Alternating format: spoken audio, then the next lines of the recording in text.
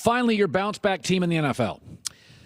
I know this is a guy you love a lot, so you may not like this. Cam Newton and the Carolina Panthers. I started to dig into what they did with Ben Roethlisberger in Pittsburgh. Early in his career, wins 2 Super Bowls, takes a beating, took 50 sacks one year, tied for most in the NFL. The Steelers win the 2 Super Bowls, then they go 8-8. Oh, is it over for Ben and the Steelers? All this concern, but they reprogrammed him for the quick hit stuff. Let's get Le'Veon Bell in the flat. Quick hits to Antonio Brown. Let those guys win in space. And the Panthers, that's what they're going to do. No more hits for Cam Newton. If you look at Ben Roethlisberger's rushing numbers, the last 2 seasons were the lowest of his career. Only took 17 sacks last year. So Ben is now a quick-hit pocket passer. That's what they want out of Cam Newton. And when you can go and add a Christian McCaffrey in the draft, get him the ball in space, let him do it, not have Cam get blasted by linebackers and absorb concussions. Yeah, I think this is a really interesting division. It has been a worst to first, first to worst division throughout the years.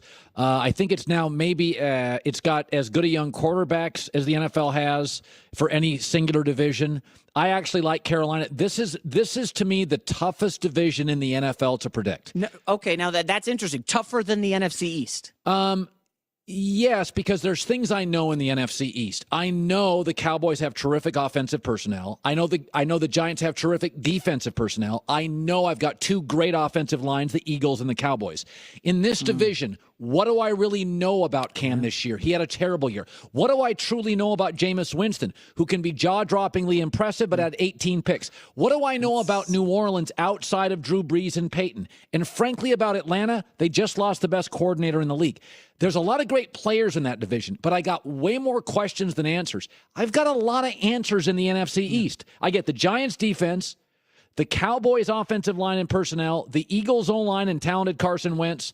Like, I feel like I know what I get a lot. I got a lot of answers in the NFC East. You told me yesterday you had a good comparison for Jameis Winston. Who was it again? Eli Manning. Is that I like that. Eli Manning is in his 14th year, and to this day, I love him in the 2-minute drill, and he always plays on Sunday. But he can make ridiculous throws. Twice a game, he uncorks one. And this is what Jameis does. And you're like, you have the world's worst judgment. And I know Eli's a pretty smart guy, and I think Jameis is a pretty young, smart guy. They can be spectacular, but this league is not about highs and lows. I know what I get from the great quarterbacks. Like, I watched Phillip Rivers yesterday.